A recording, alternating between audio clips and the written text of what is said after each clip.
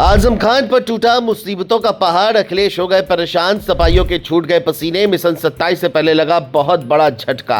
योगी ने कर दी dream project पर बुलडोजर चलाने की तैयारी, सरकार के फैसले से सपा में बड़ी बेचैनी, जौहर यूनिवर्सिटी पर गरजेगा पीला पंजा, क्या बिखर जाएगा बच्चों का सपना। ये बात इसलिए क्योंकि यूपी की राजनीति में एक बार फिर ऐसा फैसला सामने आया है जिसने समाजवादी पार्टी की मुश्किलें बढ़ा दी है।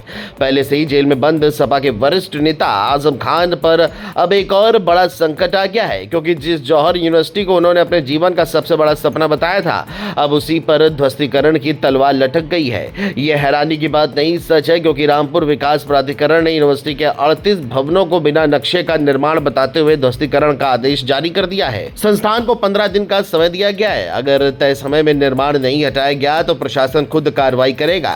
ऐसे में सवाल उठ रहा है कि क्या मिशन 2027 से पहले समाजवादी पार्टी को ये सबसे बड़ा राजनीतिक झटका साबित होगा? क्या आजम खान का सपना अब सचमुच बिखरने की कगार पर पहुंच गया है? चलिए जानते हैं। दरअसल पूरा मामला रामपुर की जौहर यूनिवर्सिटी से जुड़ा है। ये वही यूनिवर्सिटी है जिसे आजम खान ने सालों की मेहनत और अपनी राजनीतिक पहचान के साथ खड़ा किया था। लेकिन अब रामपुर विकास प्राधिकरण की जांच में दावा किया गया कि यूनिवर्सिटी के कुल 40 भवनों में से सिर्फ 2 भवनों के नक्शे मंजूर हैं, जबकि बाकी 38 भवन बिना स्वीकृत मानचित्र के बने हैं। इसी आधार पर ध्वस्तीकरण का आदेश जारी कर दिया गया। यानी जिस संस्थान को आजम खान अपनी सबसे बड़ी उपलब्धि बताते रहे, अब वही सबसे बड़ी मुश्किल बन गया है। लेकिन प्रशासन का कहना है कि कार्रवाई जल्दबाजी में नहीं की गई।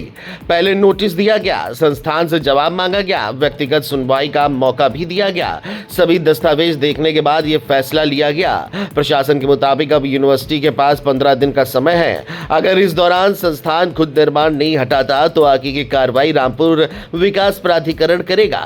यानी आने वाले 2 हफ्ते इस पूरे मामले में सबसे अहम माने जा रहे हैं। उधर जौहर यूनिवर्सिटी की तरफ से दलील दी गई कि जब ये भवन बने थे तब ये इलाका रामपुर विकास प्राधिकरण के दायरे में नहीं आता था। लेकिन प्रशासन ने कहा कि पहले ये क्षेत्र जिला पंचायत के अधिकार में था और यूनिवर्सिटी ने 2 भवनों के नक्शे वहीं से मंजूर भी कराए थे।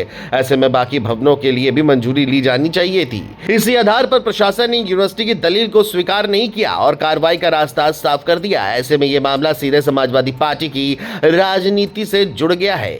एक तरफ आजम खान जेल में है, दूसरी तरफ उनके सबसे बड़े सपने पर बुलडोजर का खतरा मंडरा रहा है। ऐसे में सवाल सिर्फ जौहर यूनिवर्सिटी का नहीं बल्कि समाजवादी पार्टी की सियासत का भी बन गया है। अब नजर मिशन 2027 पर भी है। अखिलेश यादव लगातार पीडीए के सारे नए सामाजिक समीकरण बनाने में जुटे हैं, लेकिन ऐसे समय में आजम खान से जुड़ा यह मामला पार्टी के लिए नई चुनौती बन सकता है। अगर ध्वस्तीकरण की कार्रवाई आगे बढ़ती है तो सपा इसे बड़ा राजनीतिक मुद्दा बना सकती है।